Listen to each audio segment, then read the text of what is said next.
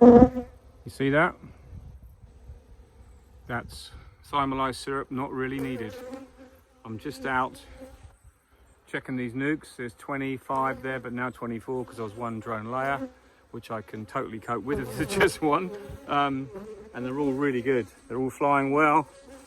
I made these in the summer from taking them from underneath the Mini Plus. The Mini Plus have requeened, probably about 60% have, but these, and at the end of the day, they're nukes that are created pretty easily. You can see how well they're flying. There's a couple that are a little bit weaker.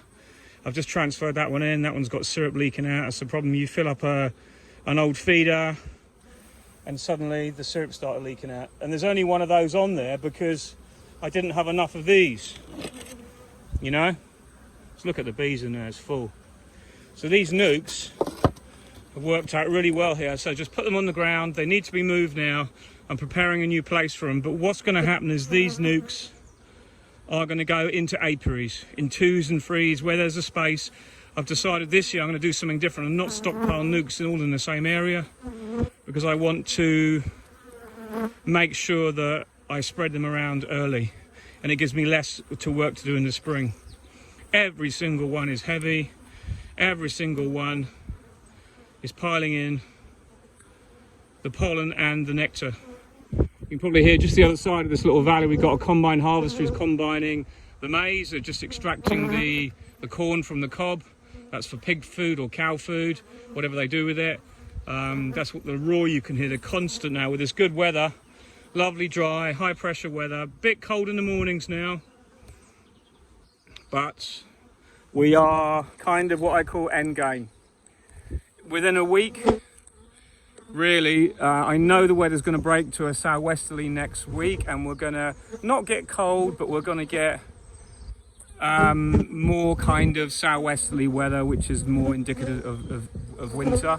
The wind is going to pick up for the last few days, and if you can see up there, we've got absolutely beautiful clouds, really light little fluffy clouds, and mostly sunny. A bit cloudy in the mornings. It's just variable, we call it, but it's just lovely to come out and do a job that you know has got to be done when the weather's still nice, and it makes such a massive difference, you know.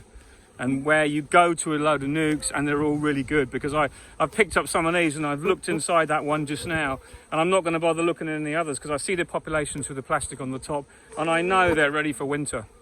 They are on, plus the fact I don't have my tripod, but they're on 6 frames, all of these now, all the ones in the poly boxes. There's still a 1 or 2 that are in wood, but they're completely full and they've got no more room. So if I've got some spare poly boxes, I will come back tomorrow and transfer them in, because I prefer them to overwinter in poly boxes anyway. It's just things to do, just little things all over the place to do that can go on forever. I'm just going to have a bit of a purge and get those done. But it's really nice at the end of the season when you have had such a poor honey crop to get this feeling where you look at those nukes and they're basically bursting with bees. They're clean, they've been treated. These were all vaporized 3 times, you know, and they were made late summer. So I'm hoping that their numbers are down. I haven't done mite checks on these. I'm sure we'll get a few, but they're all going to be vaped again. And as I said, they're on 6 frames, but they are backfilling everything. That's the key this time of year. If you see backfilling, you know they're preparing for the winter, because there's no space being left for the queen to lay. And that is key. So if we were going to get a period of broodlessness, it's most likely to be in about a month to 2 months time when we usually do a vape. And these will probably all have 2 vapes again. But I'm going to move these to apiaries. So I've got another 2 nuke yards, the big one I showed you before. We've got to go and feed there as well in a minute. And then there's some more shakeouts to do there that I still haven't finished, but it's just the time it takes, you know. I've got no more shakeouts to do here. I just had that one there. That was drone layer. Classic. There's hardly any bees in it, and the bees that were there, I've just filled that with nectar. There's the drone rubbish. Nice pollen there. I mean, I'd like to keep all these frames, but I've got no other colonies that need them. So you can't really store these over the winter. I'll probably melt these down anyway because I don't like drone comb. That one I might be able to keep, but it's finding somewhere to put it, you know. But That one there will definitely be melted down because it's so distorted now. But that's what it is this time of year. It is what it is. But it's just doing those final checks on nukes that are, if they're not good after the weather we've had and the ivy flow we've got, they ain't going to be good. You know, that's the problem you got. You can mess around with candy blocks and all that over the winter, and if you've got a queen or a line you want to really keep and you've got a few you think might need it, by all means give it to them. But my personal opinion is, if your bees don't survive a normal winter with this amount of food they're getting now, then I'm like, they're bees I don't really need anyway. So there you have it. It's like this everywhere. Every apiary I go to, they're almost like, they're bounding full of energy, but they've kind of know they've got no room left. And I was going to put some boxes on, but it's going to break next week. The reason why I didn't put boxes on to get honey is A, I haven't really had the time, and B, to have a really good crop of ivy honey, which is you might get once every 5, 8 or 10 years, something like that.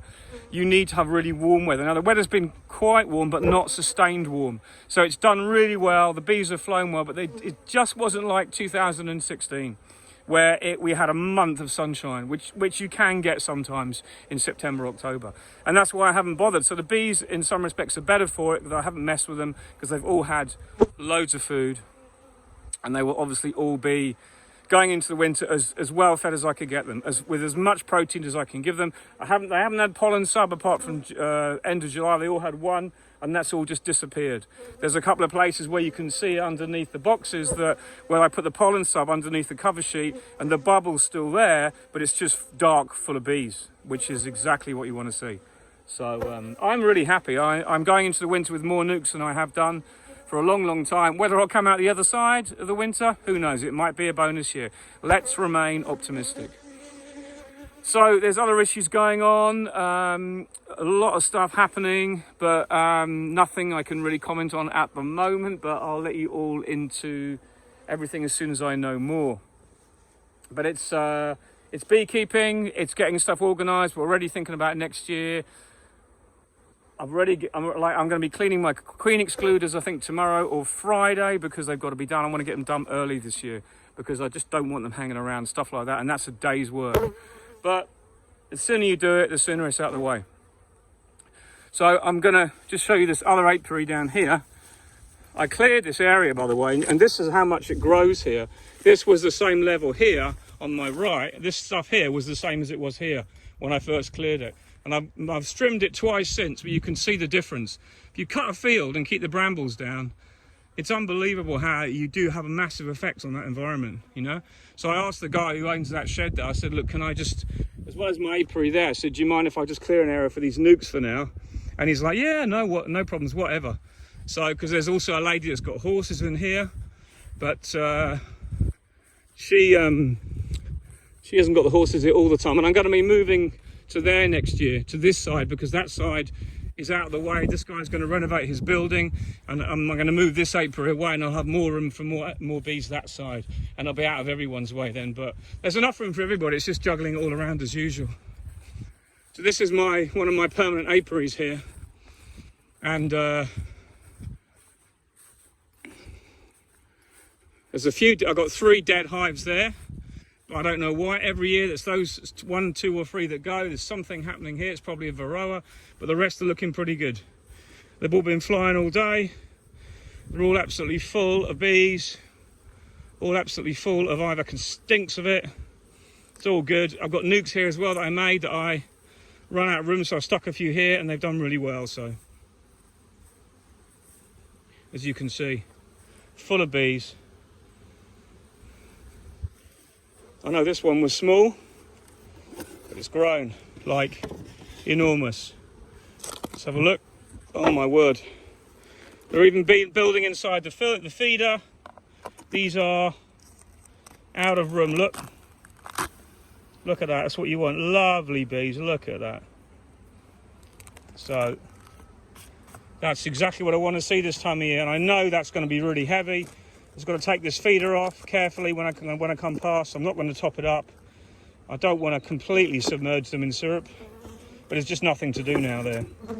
One thing I have been doing is if I get a colony like on this one that's a bit weaker than that one, I swap the two over and I change, well, I do if they're the same colour, or I swap them around with another one that's the same colour, so that the bees flying back to that nuke will fly back to a nuke that's actually weaker, and they'll boost it. And that's a really good thing this time of year, because when you get a colony that's full, the bees have got nothing to do.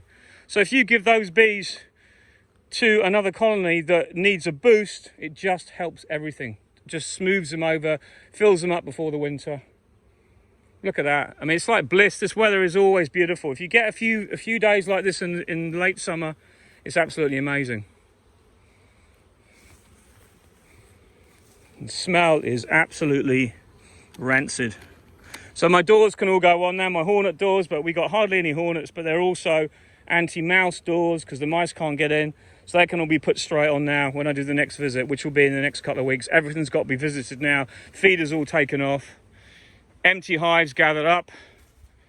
That, as I said, is it. It's just the kind of boring job, but the nice job, because you've reached that point. There's nothing more you can do. Nothing more you can do with any hives. It is what it is. They are finished for the year, and there's no point really in tinkering with them, apart from maybe some oxalic acid treatment over the winter when they are said to be their most broodless. So, something to think about. Loads of food around there. The farmers are also sowing. They've sown oilseed rape for next year, but they've interspersed it with buckwheat and stuff like that. So we're getting other flowers coming out now, and some facile, which is nice, but obviously the ivy is so strong, that's all they need. But they are bringing in a lot of stuff, so it's really good news. Good diversity, as we always get in Brittany when we get flows. So that's an update for you. It's all pretty run-of-the-mill, really. I've just got to keep going, moving stuff around, moving boxes from A to B, and trying to keep my spirits up. We'll get there somehow. Onwards and upwards. Have a great end to the week. Bye-bye.